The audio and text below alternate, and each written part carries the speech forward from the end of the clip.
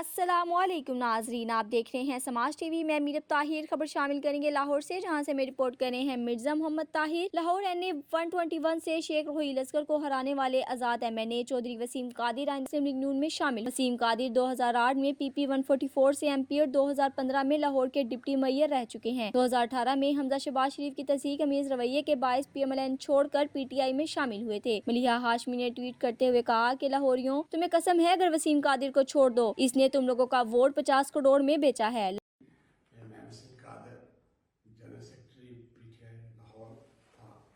मैं अपने घर वापस आ गया हूँ। अपने इलाके की डेवलपमेंट के लिए, अपने इलाके के लोगों के लिए मैं दोबारा मुस्लिम लीग नून में ज्वाइन कर लिया मैंने। वेलकम। का NA 121 की आवाम इस वक्त बहुत गुस्से में है और वसीम कादिर से नाराज है। उनका कहना है कि PTI से फिर आप इलेक्शन लड़ते ही ना, नून लीग से लड़ते तो हम देखते कि आप कैसे कामयाब होते। मजीद अपडेट्स के लिए हमारी वेबसाइट विजिट करें www.samajtv.com। For more update subscribe my channel and push bell icon.